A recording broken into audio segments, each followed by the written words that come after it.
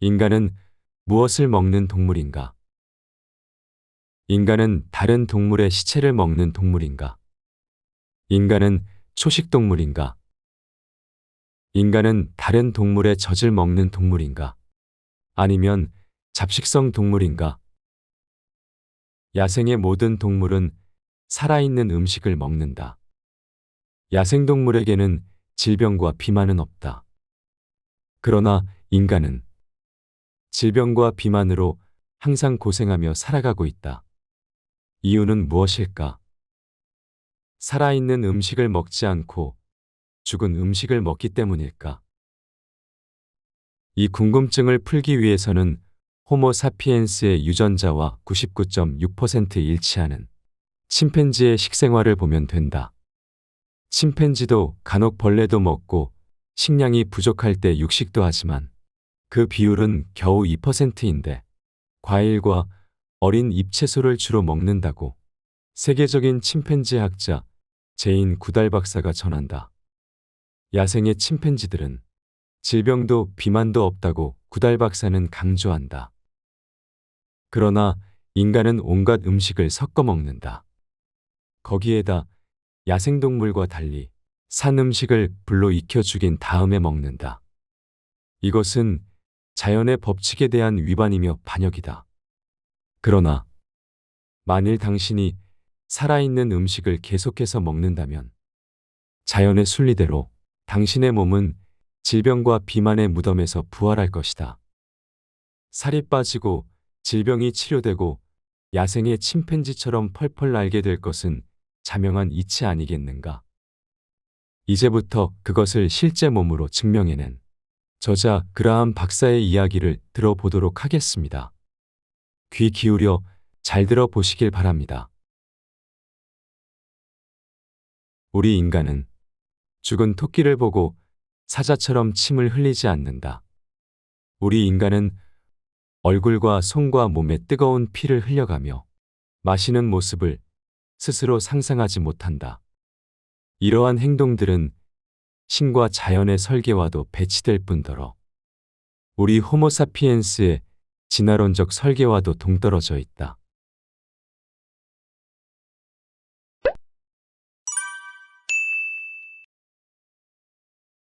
살아있는 음식은 어떻게 살을 빼고 질병을 치유하는가? 가열되지 않은 음식이나 조리되지 않은 음식은 모든 동물의 세포 건강을 위한 최적의 자연식이다.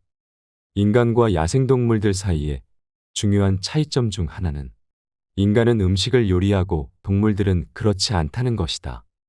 인간이 기르는 가축들은 수의사가 필요하지만 야생동물은 수의사가 필요 없다. 인간은 필요에 의해서 불과 요리를 선택했을 뿐이다. 호모사피엔스는 10만 년 전, 길게는 50만 년 전으로 추정되는 시간에 아프리카에서 출현했고 4에서 5만 년 전, 길게는 7만 년 전, 추운 유럽 대륙과 아시아로 그 영역을 넓히면서 선택의 여지 없이 불을 사용했을 뿐이다. 침팬지에서 갈라져 나온 우리의 먼 조상 유인원의 탄생을 700만 년 전으로 가정할 때 이 또한 최근의 일인 것이다. 수많은 과학적 연구들이 과일과 채소를 위주로 하는 자연식물식의 개념을 완전히 지지하고 있다. 그러나 불행하게도 의사들과 과학자들 대부분은 조리된 음식을 먹는 사람들이다. 그들은 조리된 음식의 관점에서 세상을 본다. 그들 역시 익숙한 관점을 포기하지 못한다. 편견을 깨는 새로운 접근 방식, 진화론적인 접근 방식을 쉽게 수용하지 못한다. 그들에게도 모든 음식을 살아있는 것으로 먹는 것은 상상하기 힘든 일이다. 이 전문가들은 자신들이 익숙한 삶의 방식을 지지하기 위한 과학적인 증거를 생각해내는데 많은 시간을 보낸다. 그들은 모두 편견이라는 틀에 갇혀서 생각하고 행동한다. 그들은 그런 틀에서 교육받았기 때문에 전혀 다른 관점에서 생각하는 것은 무척 두려운 일이다. 나는 아주 상식적인 관점에서 생각해보라고 주장한다. 근원적이고 진화론적인 사고를 하게 되면 관습적인 통념의 틀을 깰 수 있는 길이 열린다. 인간을 제외한 그 어떤 야생동물도 음식을 조리해서 먹지 않는다는 관점으로 생각해보면 길이 열린다. 요리는 상식도 아니고 본질도 아니다. 일반적으로 만성질환으로 고통을 받는 동물들은 당신이 요리한 음식을 먹고 살아가는 애완동물이거나 우리에 갇힌 동물원의 동물들이다. 수의사라는 직업이 번창하는 이유다. 당신은 자연을 관심을 가지고 관찰해 볼 필요가 있다. 모든 동물은 자연 그대로의 음식을 확보하기 위한 모든 것을 완벽하게 가지고 태어난다. 손과 발과 치아 구조와 위와 장의 구조가 그것을 증명한다. 그 어떤 인간도 등에 난로를 짊어지고 태어나거나 트랙터의 열쇠를 손에 쥐고 태어나지 않는다. 조리는 왜 질병의 원인일까? 인간은 수만 년 동안 불을 가지고 음식을 만들어 왔지만 문제가 없는 것처럼 보인다. 그렇다면 음식의 조리가 왜 문제인 것일까? 각종 실험을 통해서 우리 인간들은 밀가루와 물과 같은 제한된 식단에서 일정 기간 살아남을 수 있지만 이러한 식이요법으로는 건강해질 수 없음이 입증되었다. 음식을 논할 때 단순히 영양성분만을 얘기하는 것은 무의미하다. 그 음식이 몸에 들어와 질병을 치유하고 활력을 증가시키는지 확인해야 한다. 그저 그럭저럭 건강한 상태와 활기찬 몸 상태는 확연히 다르기 때문이다. 불로 조리하는 행위는 건강에 해로운 물질을 섭취하지 않도록 예방해주는 보호장치로서는 의미가 있다. 요리를 통해서 해로운 것을 조금 덜 해로운 것으로 변형시켰을 뿐이라는 사실을 알아야 한다. 당신은 동물의 시체를 칼로 도려내 그 자리에서 먹을 수 없도록 유전자가 설계되었기 때문이다. 그러나 확실한 것은 그렇게 조리한 음식을 계속해서 먹게 되면 당신이 살이 찌고 질병에 걸린다는 사실이다. 음식을 불에 가하면 독소가 발생한다. 당신이 음식을 불로 익혀 조리해서 먹으면 몸에서 제거해야 할 독성 물질을 오히려 발생시킨다. 조리된 음식을 반복적으로 섭취하면 췌장에 타격을 가한다. 산소가 부족하고 독성 물질이 과도하게 쌓이면 간, 심장, 갑상선 부신 및 대부분의 장기가 손상된다. 음식을 조리해서 먹으면 혈액에서부터 퇴행성 변화를 일으키는 것으로 나타났다. 그러나 당신이 살아있는 과일과 채소를 중심으로 식사를 하게 되면 그 퇴행성 변화가 급격하게 반전된다는 실험 결과가 창고에 가득 쌓여 있음을 알아야 한다. 각종 연구에 따르면 조리된 음식이 혈액에 유입될 때 우리 면역체계가 반응하는 방식이 박테리아나 바이러스나 곰팡이와 같은 외부 병원균에 대한 반응과 동일한 것으로 나타났다. 우리 몸은 살기 위해 이러한 음식에 공격 반응을 일으키는데 이를 위해 백혈구를 동원한다. AIDS와 같은 면역 결핍과 관계된 질병은 우리가 살아있는 음식, 즉 과일과 채소를 먹을 때는 거의 일어나지 않는다. 서양인들의 두 가지 주요 사망 원인은 암과 심장병이다. 그런데 이 질병들과 조리된 음식 사이에는 아주 직접적인 인과관계가 있다. 당신이 눈치채지 못하는 사이에 이 기록들은 계속 축적되어 왔고 최근에는 오히려 더 늘어나고 있는 것이 사실이다. 비만 역시 조리된 음식과 매우 직접적인 관계가 있다. 가열된 음식은 영양학적으로 열등하다. 그렇기 때문에 사람들이 조리된 음식을 과식하게 되고 폭식하게 되는 것이다. 과일과 채소를 한 바구니 쌓아놓고 먹어보시라. 당신은 절대 과식할 수도 폭식할 수도 없다. 당신의 몸이 원하는 만큼만 먹게 된다. 초식동물인 들소나 육식동물인 사자도 절대 폭식하는 법이 없다. 그들의 몸이 충분하다고 신호를 내리는 만큼만 먹도록 설계되었기 때문이다. 그러나 당신이 조리된 음식을 먹게 되면 숟가락을 놓은 지 얼마 되지 않아서 다시 배고픔을 느끼게 된다. 배는 임산부처럼 불렀으나 세포는 여전히 영양적으로 굶주린 상태이기 때문이다. 당신은 건강에 대해 염려하면서도 끊임없이 먹어주기를 희망하는 식품업체의 희생양이 되어왔다. 당신은 비만과 당뇨와 그로 인해서 발생하는 엄청난 치료비에 대해 걱정하면서도 점점 더 많은 고기와 공장 음식을 소비하고 있다. 그러나 모든 것에는 한계가 있다. 이 문제는 점차 더 큰 사회적 이슈가 될 것이고 곧 임계치에 도달할 것으로 보인다. 절벽 아래로 떨어지느냐, 행진을 멈추느냐의 문제에 직면했다는 말이다.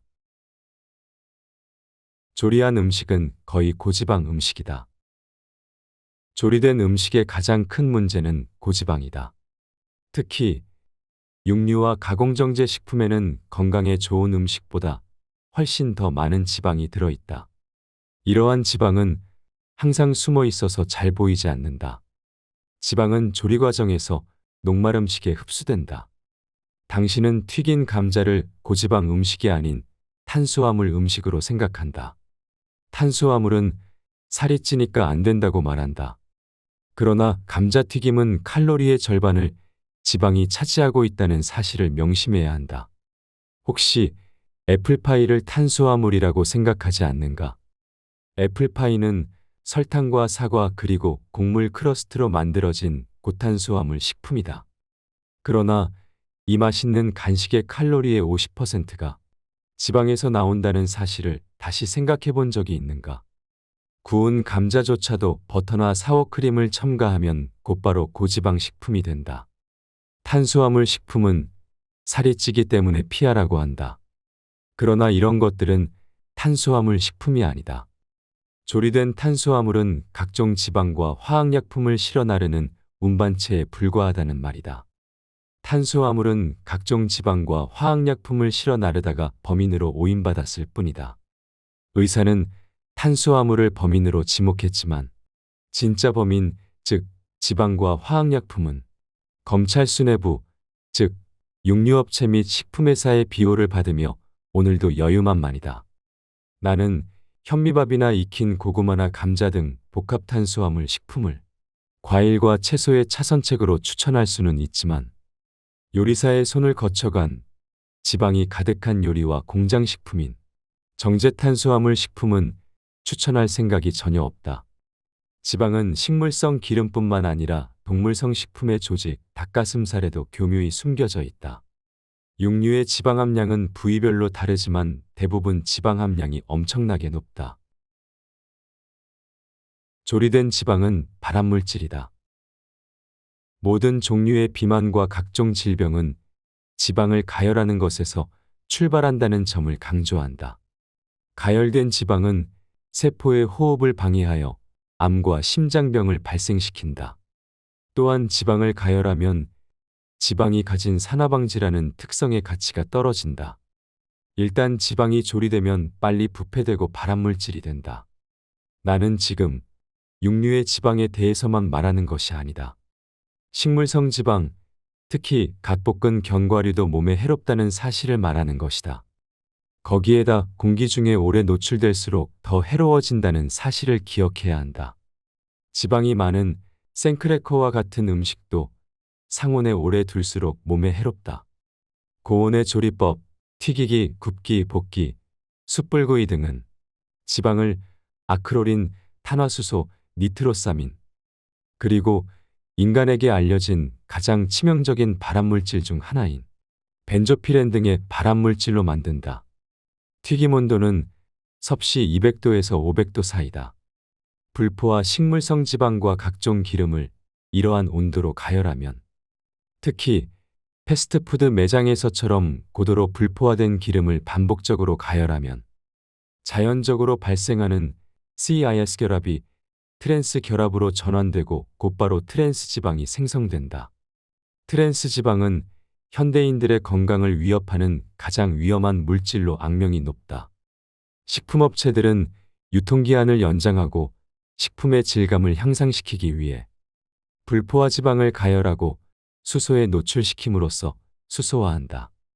섭취된 포화지방은 우리에게 아무런 쓸모가 없으며 동맥과 모세혈관을 심각하게 막아서 신체의 모든 부분으로의 산소 공급을 차단한다. 만일 가열된 지방을 먹어야만 한다면 반드시 식품의 라벨을 읽고 포화지방이 전체 지방의 20% 이상을 차지하는 식품은 피할 것을 권장한다. 특별히 경화유가 포함된 식품은 반드시 피해야 한다. 토마토를 익혀 먹으면 좋다고. 음식에 열을 가하는 것은 영양상의 이점이 없으며 당연히 인간의 몸에 결코 이롭지 않다. 그러나 간혹 살아있는 음식에 열을 가함으로써 특정 영양소가 더 쉽게 방출되고 세포에 더 많은 효과를 주는 경우도 있긴 하다.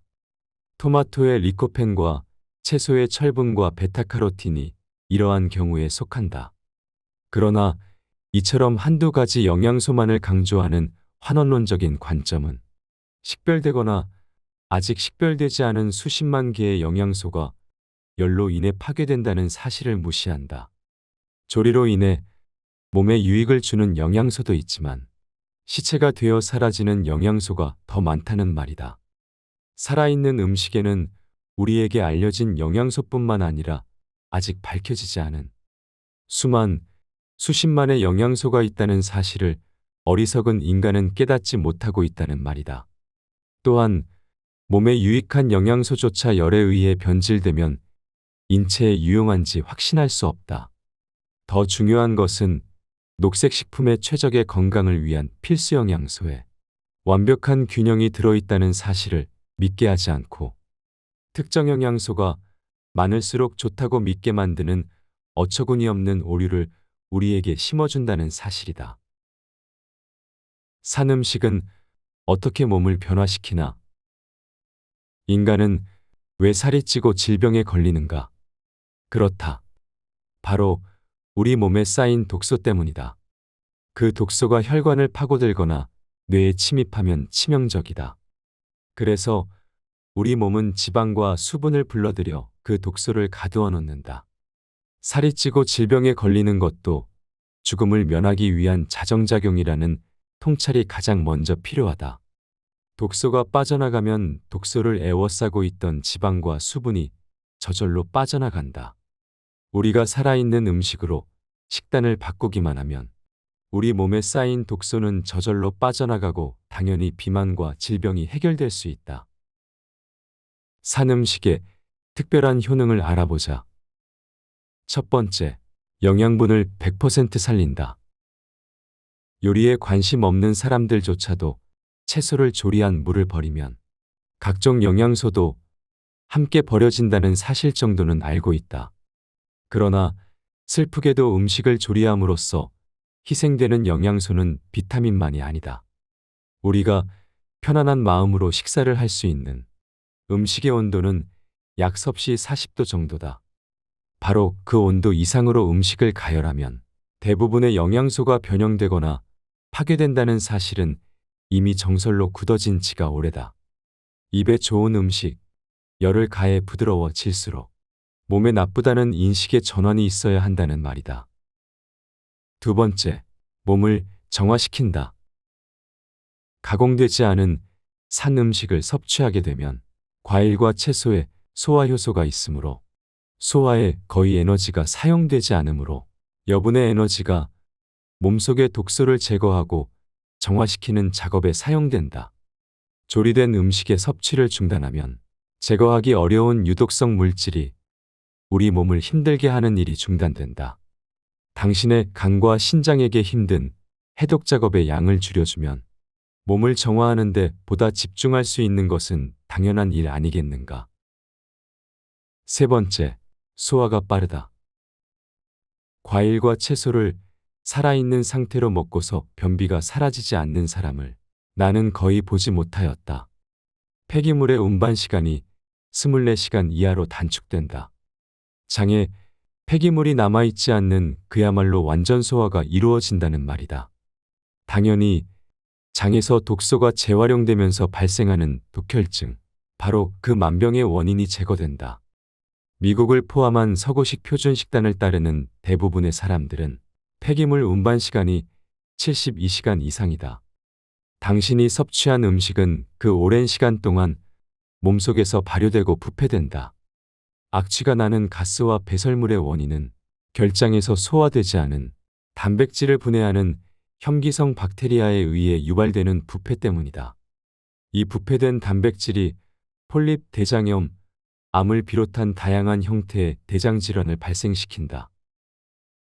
네 번째, 피부가 맑아지고 기억이 또렷해진다. 과일과 채소를 주식으로 하는 사람들은 모두 같은 증언을 한다. 살이 빠졌으며 비염이 사라졌고 편하게 숨을 쉬게 되었고 적게 자도 일찍 일어나게 되었고 피부가 맑아졌으며 에너지가 넘치고 깜빡깜빡하던 기억력이 현저하게 개선되었다고 한결같은 증언을 한다. 다섯 번째, 세포에 산소를 공급한다. 깨끗해진 혈액과 활기 넘치는 적혈구는 신체의 모든 세포마다 신선한 산소를 공급한다. 그럼으로써 정신을 맑게 하고 우리 몸의 미세한 부분까지 구석구석 정화시킨다. 강물의 쓰레기를 치웠으니 강물이 힘차게 흐른다는 뜻이다. 여섯 번째, 비만은 저절로 해결된다. 당신이 살아있는 음식으로 식단을 꾸민다면 독소를 품고 있던 과도한 지방과 수분도 빠져나간다.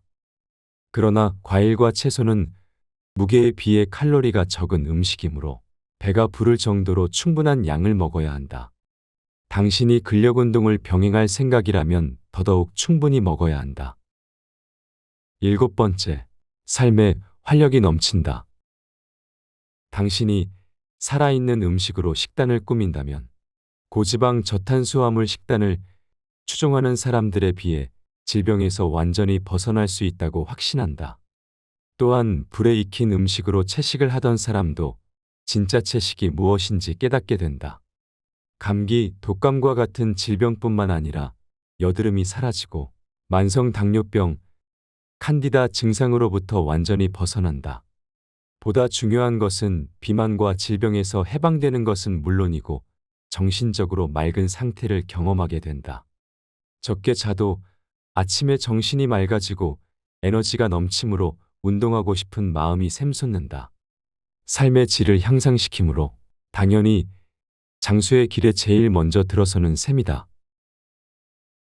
그렇다면 어떻게 음식을 바꿀 것인가?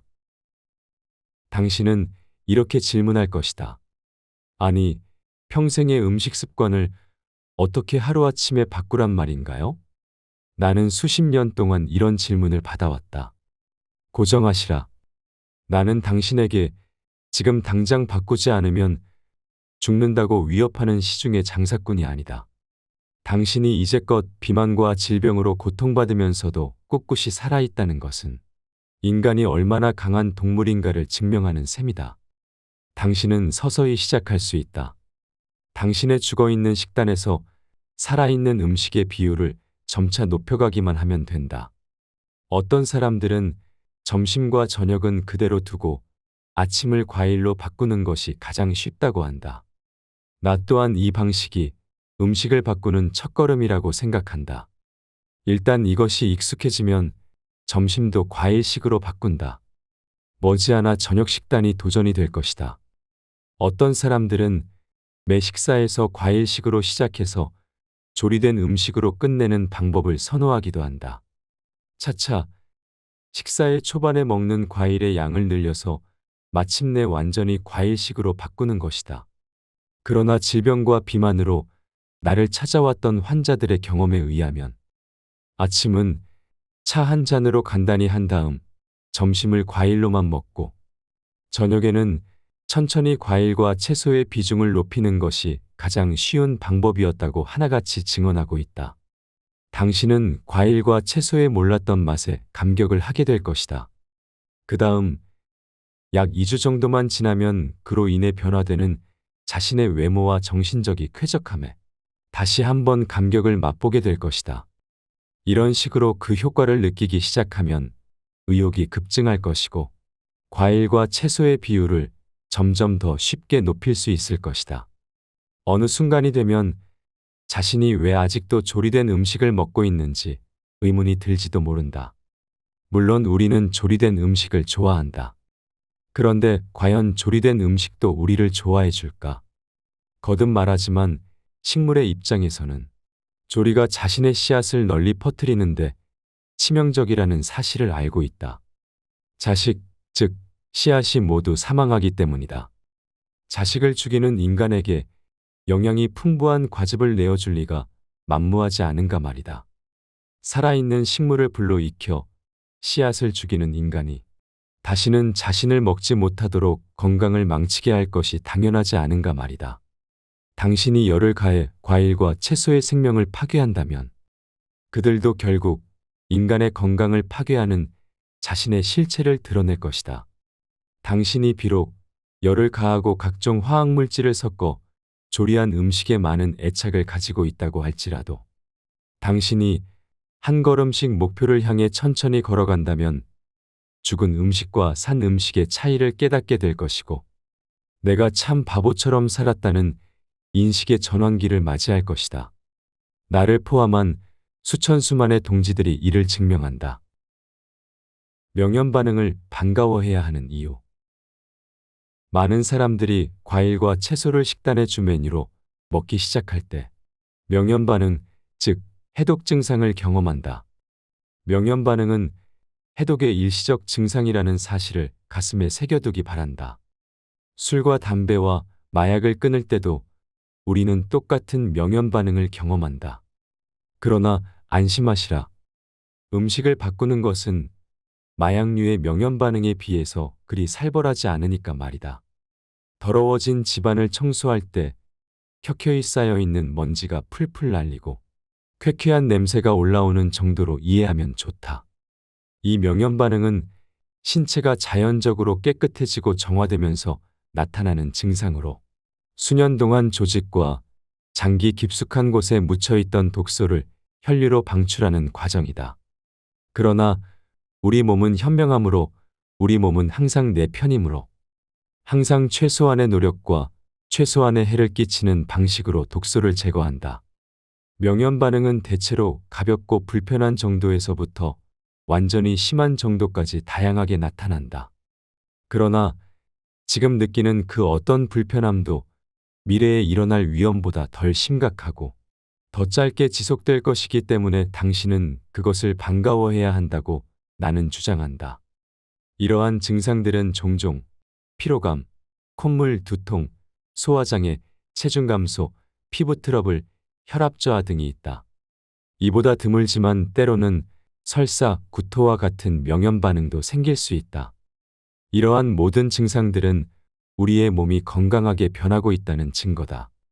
생각해 보시라. 설사 후의 몸은 얼마나 개운하며 여러 번의 기침 후 가슴은 얼마나 쾌적한가 말이다. 초기의 경우 소화관이 손상된 사람들에게 장내가스 문제가 발생할 수도 있다. 우리의 장은 운반된 음식을 담을 수 있는 작은 주머니다. 당신은 각종 육류와 정제식품을 먹었고 그것들은 이 장 속에서 발효되거나 부패되어 가스를 일으켰을 것이다. 시간이 지나면서 장이 정화되면 이 가스는 서서히 감소할 것이다. 이 세상에 거저 얻어지는 것은 아무것도 없다. 어느 정도의 불편함을 극복하지 않고는 질병과 비만의 치유를 이룰 수 없다는 사실을 당신도 경험해보지 않았는가 말이다. 따라서 처음으로 음식을 바꿀 때 발생하는 불편함과 피곤함을 즐겁게 맞이하시라. 살아있는 음식이 우리를 피곤하게 만드는 것이 아니다. 각종 육류와 화학약품에 범벅이 된 공장 음식 등 각종 자극적인 음식의 영향에서 멀어지고 있다는 사실에 감사하시라. 참음식을 고르는 4가지 기준. 첫 번째, 이것은 자연 상태에서 맛있는 음식인가? 정상적인 미각을 가진 사람들이 만족하지 못하는 음식은 가짜 음식으로 생각해야 한다. 음식은 미각을 만족시켜야 한다. 신선하고 잘 익은 유기농 자연식품이 맛까지 좋다면 안성맞춤이다.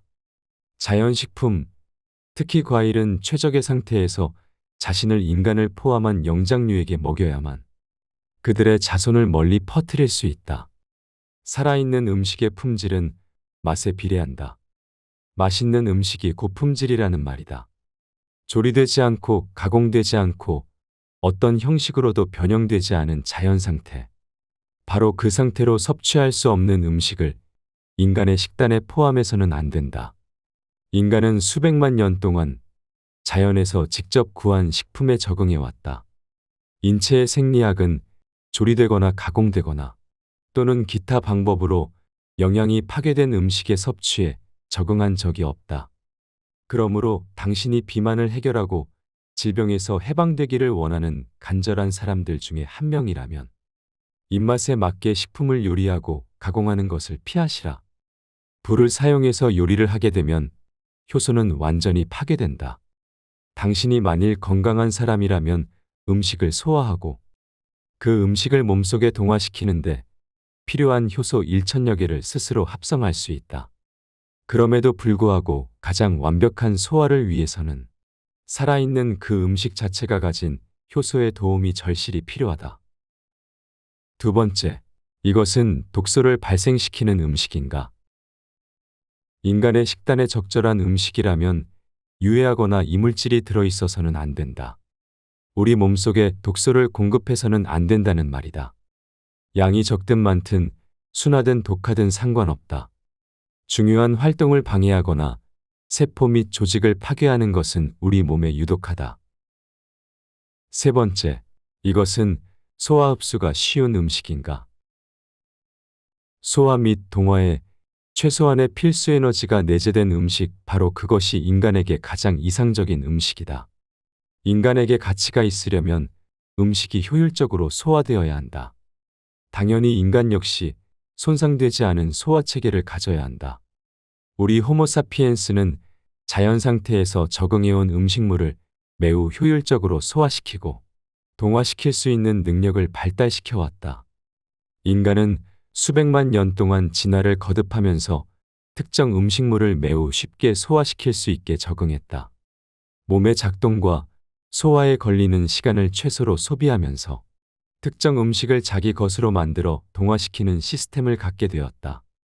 거의 30분에서 1시간이면 소화가 가능한 물질로 구성되어 있는 과일과 채소는 사실상 소화가 전혀 필요하지 않다. 그저 흡수만 하면 된다.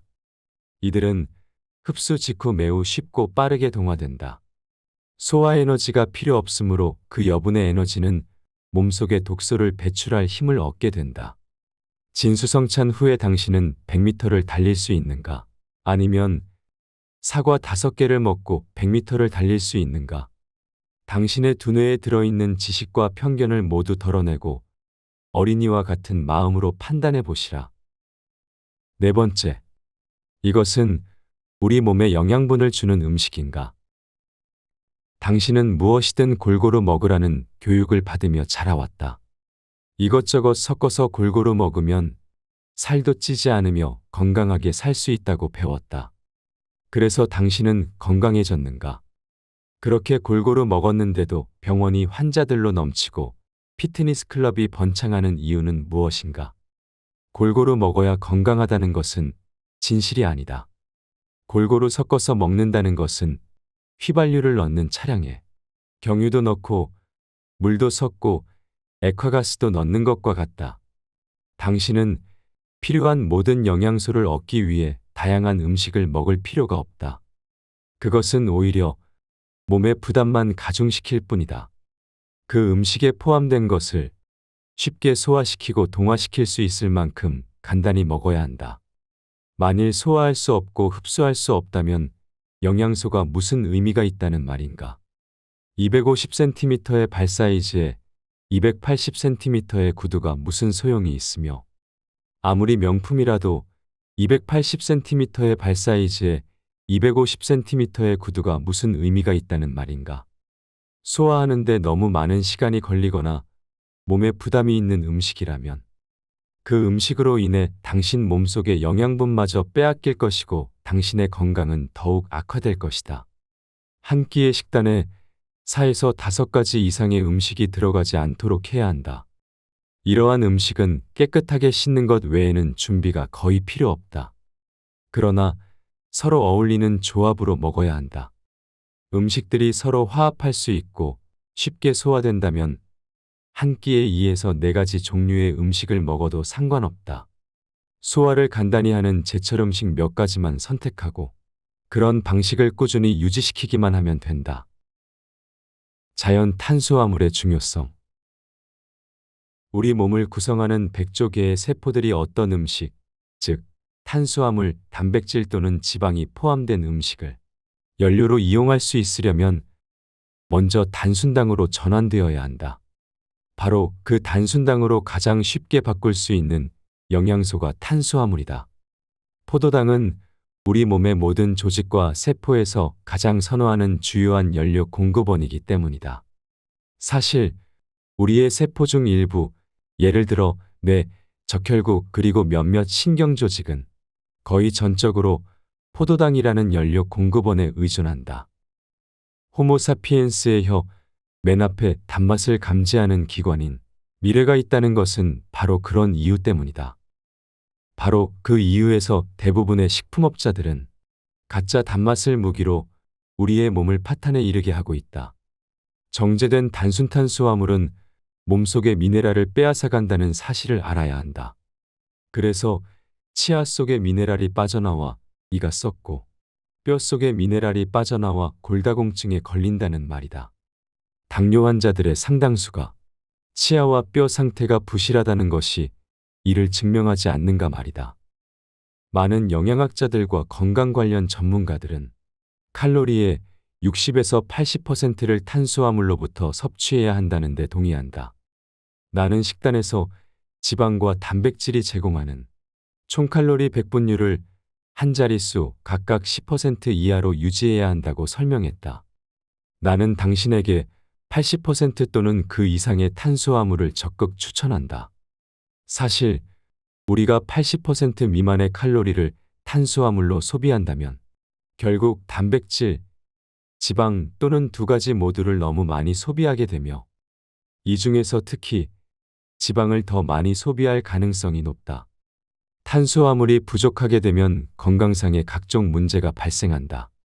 그중 가장 중요한 것은 섭식장애, 극심한 허기짐, 무기력감, 체력 저하, 그리고 지방의 과다 섭취와 관련된 모든 증상이 발생한다. 또한 일일 칼로리 중 단백질이 제공하는 열량이 10% 이상이 되면 체력 저하, 산성 독혈증, 골다공증의 전조, 신장병, 관절염, 면역기능 장애, 암을 유발할 수 있다. 또한 하루 칼로리의 10% 이상을 지방으로부터 공급받으면 당뇨, 심혈관 질환, 뇌졸중, 암 그리고 기타 많은 질병으로 이어진다. 너무 적은 탄수화물, 너무 많은 지방, 너무 많은 단백질 등은 심각한 건강 문제를 유발할 수 있다. 거듭 강조하지만 여기에서 말하는 탄수화물이란 가공되고 열처리된 국수와 라면과 빵 등의 가짜 탄수화물이 아니라 살아있는 자연에서 가져온 진짜 탄수화물, 과일과 채소를 말하는 것이다. 인간은 무엇을 먹도록 설계된 동물인가? 어떤 동물이 무엇을 먹는 동물인지 알아내는 방법은 무엇일까? 만일 당신이 어떤 어린 동물을 애완용으로 선물 받았다고 가정해보자. 그리고 그 동물이 무엇을 먹는 동물인지 전혀 모른다고 가정해보자. 삼촌이 선물했을 수도 있고 이웃으로부터 분양받은 동물일 수도 있다. 그 어린 동물에게 무엇을 먹여야 할지 어떻게 알 수 있을까? 그 대답은 비교적 간단하다. 그 동물들에게 가공하지 않은 자연 상태의 다양한 음식을 제공해 보기만 하면 된다. 그 동물은 어떤 음식을 먹을 수 있도록 설계되었고 수백만 년, 수천만 년 그렇게 진화해 왔기 때문이다. 어떤 동물은 당신이 제공한 음식을 못 본 채 할 수도 있다. 어린 고양이는 인간에게는 맛있는 사과를 내주면 고개를 돌릴 것이다. 나는 내가 야생에서 구조했던 어린 동물들과 함께 이 실험을 성공적으로 해낸 경험이 있다. 같은 방식으로 어린 아기에게 실험을 해보자. 아기가 노는 방에 자연 상태여야 하기 때문에 생소고기와 사과를 함께 방에 놓고 아기 뒤에 앉아보자. 그 아이가 어떤 것을 가지고 놀며 어떤 것을 먹는지 관찰해보자. 우리는 그 결과를 확신할 수 있다. 이번엔 한쪽에 생땅콩과 같은 생견과류 또는 쌀이나 보리 같은 요리하지 않은 씨앗류를 놓고 다른 한쪽엔 신선하고 달콤한 오렌지나 사과를 놓아보자. 그리고 견과류나 씨앗류, 과일 중에서 무엇을 선택하는지 지켜보자. 초등학생이라도 예측할 수 있다. 아이는 당연히 달콤한 과일을 선택할 것이다. 나는 당신에게 라틴어와 그리스어로 된 복잡하고 현학적인 용어와 이론으로 당신을 설득하고 싶지 않다. 진실은 그렇게 복잡한 것이 아니기 때문이다. 미생물에 대한 공포가 전 세계로 퍼져나갔다. 파스테르의 병원균 이론은 폐기되었다. 19세기 전후 대부분의 기간에는 신선한 과일이 매우 인기 있는 음식이었다. 지금처럼 요리라는 행위가 인기가 있었던 것도 아니다. 사실 살아있는 음식을 먹어야 건강하다는 운동은 130년 전에도 현재만큼 활발했다. 그러나 이 모든 것들이 병원균 이론이 나오면서 뒤틀리기 시작했다. 과학자 루이 파스테르가 1878년에 질병의 원인은 병원균에 있다는 이론을 발표한 후 상황이 달라졌다. 미생물에 대한 공포가 전 세계로 퍼져나갔다. 그리고 지금까지도 그 이론이 마치 정답인 것처럼 멈추지 않고 계속되고 있다. 이러한 공포로 인해 급기야 각종 의학단체는 소비자의 안전을 위해 모든 음식을 조리해서 먹어야 한다고 권고하게 되었다. 사과와 토마토와 같은 과일까지 불을 사용해서 조리하기 시작했다. 사회에서 우월적 지위를 가진 의사들의 압도적인 영향력 때문에 조리한 음식이 표준 음식이 되었다. 나로서는 전혀 수긍할 수 없는 이 파스테르의 이론은 질병과 치료의 의학적 모델의 기본 법칙으로 자리를 잡게 된다. 인간이 사는 사회는 모순으로 가득 찬 이 이론을 사실로 받아들이고야 말았다. 그러나 100년이 넘는 세월이 흘렀음에도 이 병원균 이론은 아직 사실로 증명되지 않았음을 우리는 알아야 한다. 오히려 다음으로 이야기할 코흐의 가설에 의해 그 반대가 사실임이 계속 증명되고 있다는 점을 알아야 한다. 코흐의 가설. 유명한 19세기 박테리아학자 로버트 코흐는 다음 4가지 논리적 규칙을 정했다. 특정 미생물이 특정 질병의 원인이라는 것을 증명하려면 이 4개의 조건에 모두 부합해야 한다. 코흐의 가설은 전혀 어렵지 않다. 당신도 곰곰이 생각해 보시라. 중학생 정도의 지적 능력만 있으면 누구나 이해할 수 있다. 첫 번째, 특정 질병의 환자 모두에게 존재해야 한다. 건강한 사람에게 존재해서는 안 된다. 두 번째, 이 특정 병원균을 환자로부터 분리하여 체외에서 배양할 수 있어야 한다. 세 번째, 질병에 취약한 새로운 숙주에게 이 특정 병원균을 주입해서 해당 숙주에게서 동일한 질병이 발생해야 한다. 네 번째, 실험적으로 감염시킨 숙주로부터 동일한 병원균을 다시 한번 분리해낼 수 있어야 한다. 모든 질병의 원인은 병원균 때문이다라는 파스테르의 이론은 영원히 이론으로만 남을 가능성이 크다. 코흐의 가설들에 반대되는 증거는 당신도 찾을 수 있고 누구나 쉽게 찾을 수 있다. 아주 확실한 예를 2가지만 들어보겠다. 첫째, 건강한 사람들은 이런저런 질병을 발생시킨다고 알려진 병원균을 지니고 있지만 전혀 증상 없이 지낸다. 이것은 코흐의 가설 첫 번째에 반대된다. 둘째, 반대로 특정 질병을 가진 수많은 사람들이 소위 병원체를 가지지 않은 것으로 밝혀졌다. 이 역시 코흐의 가설 첫 번째에 반대된다. 파스테르의 인생과 빛나는 업적에 관한 이야기는 매혹적이다. 동료들과 수년간 토론한 끝에 그는 결국 죽음에 임박하여 병원균이 질병의 원인이 아니라는 사실을 인정했다. 화려한 인생을 살았으나 임종 직전에 진실을 고백했다는 말이다. 그는 독성이 있는 우리 몸의 내부 환경이 질병이 자라나는 환경이라는 사실에 동의하고 죽음을 맞이했다. 우리 인간은 독성으로 인해 황폐한 상태에 있지 않는 한 병원균이 직접적인 질병의 원인이 될 수 없다는 뜻이다.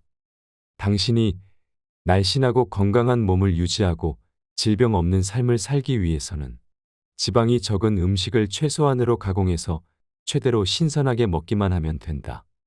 모기는 고인 물의 원인이 아니다. 파리는 배설물의 원인이 아니다. 이와 똑같이 우리 몸의 병원균, 즉 박테리아, 바이러스, 기타 미생물들은 질병의 원인이 아니다. 그 병원균들이 우리 몸에 독소를 유발하는 것이 아니다. 모기나 파리처럼 먹이가 많은 독성 환경에 병원균이 자리를 잡을 뿐이라는 말이다. 만일 우리가 고인 연못에 물을 빼거나 배설물을 청소하면 모기와 파리는 다른 곳으로 이동한다. 마찬가지로 인체 내부의 유독성 폐기물을 먹고 사는 바이러스와 박테리아도 당신이 그 오염의 원인을 없애면 다른 곳으로 이동하여 문제를 일으키지 않는다. 당연히 우리의 몸은 더 이상 이러한 병원체의 숙주가 될 수 없다. 이는 어려운 의학 용어를 동원해야만 설명될 이론이 아니다. 너무도 상식적인 이야기 아닌가? 인간은 과일을 먹고 살도록 설계된 동물이다. 순수한 자연 상태에서 인간은 과일을 먹고 산다. 과일을 먹는 영장류를 뜻하는 플루저보어는 주식이 과일이고 부수적으로 부드러운 녹색 채소를 먹고 사는 동물을 말한다. 여기서 말하는 과일에는 토마토, 오이, 피망과 같은 채소들도 포함시킬 수 있다. 다른 야생동물들과 마찬가지로 인간은 실제로 다양한 음식을 섭취하면서 살아남았다. 그럼에도 불구하고 인간의 몸은 원초적으로 과일을 주식으로 섭취해야 건강하게 살 수 있는 동물이라는 점을 강조한다. 일부 극단적인 사람들은 다른 음식은 일절 먹지 않고 정말로 과일만 먹고 사는데 나는 이런 식습관을 100% 권장하지는 않는다. 부드럽고 색이 짙은 녹색 잎채소 역시 최적의 영양과 건강에 필수적인 미네랄과 각종 영양소를 제공하기 때문이다. 영양학적으로 과일은 육식동물에게 고기가 그렇듯이 다른 어떤 음식보다도 인간의 영양뿐만 아니라 맛있는 음식에 대한 만족감을 포함해 모든 것을 충족시켜준다. 과일은 인간의 몸이 필요로 하는 영양소로 가득 차 있다. 그것도 인간에게 필요한 최적의 비율로 말이다. 물론 특정 채소나 특정한 음식들의 경우 특정한 영양소의 성분뿐만 아니라 다양한 영양소를 더 많이 함유하고 있을 수도 있다. 그러나 과일은 우리 몸이 필요로 하는 영양소를 딱 필요한 만큼만 함유하고 있다. 성분이 많다고 해서 반드시 좋은 것은 아니라는 점을 분명히 해둔다.